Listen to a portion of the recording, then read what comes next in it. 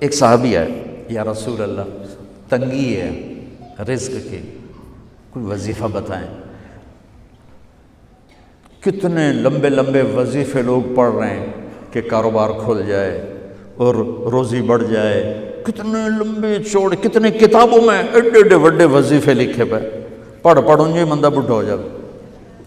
میں قربان جاؤں یا رسول اللہ آپ کی شفقتوں پر، آپ کی رحمتوں پر، سنو یہ کرو، میری بات نہیں ہے، میرے نبی کی بات ہے۔ تجربے کی وجہ سے کرو گے تو کچھ نہیں ملے گا، یقین سے کرو گے تو دروازے کھلتے دیکھو۔ کہ یا رسول اللہ ارید ان یوسع علی رزقی، میں چاہتا ہوں میری روزی کھل جائے۔ تو آپ نے کہا ادم علی الطہارہ یوسع علیک رزقک، تو باوضو رہا کر تیرا رزق کھل جائے۔ کوئی زور لگتا ہے وضو؟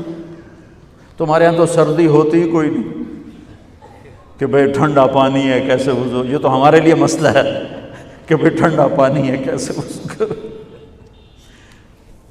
وہ ہمارے گاؤں کا مراسی مجھے مل گیا، میں نے کہا چل نماز پڑھے گی، نہیں جی میاں جی سردی بڑی نہ لے جاؤ، سردی بڑی، مراسیوں کو سردی زیادہ لگتی ہے۔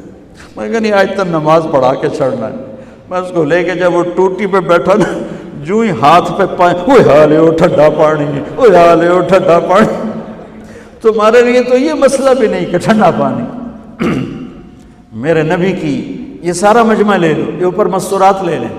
ادم علی الطہارہ یوسع علیک رزقک، میرے نبی نے فرمایا باوضو رہنا شروع کر دے، اللہ تیرا رزق کھول دے گا۔ اب یہ اللہ رسول کی آپس کی بات ہے تو میری بات ہوتی تو دیوار پہ مار دو، تجربہ کرو۔ نبی کی بات کو تجربہ کر کے نہیں کرتے، یقین کے ساتھ کرتے ہیں۔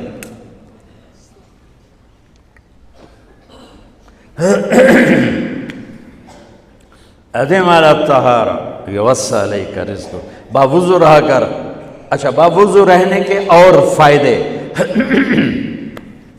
اللہ پیار کرتا ہے، شیطان ڈرتا ہے، اور وضو ہوگا تو نماز آپ ہی پڑھی جائے گی، چلو یار وضو ہے 4 فرض ہی پڑھ لو گی۔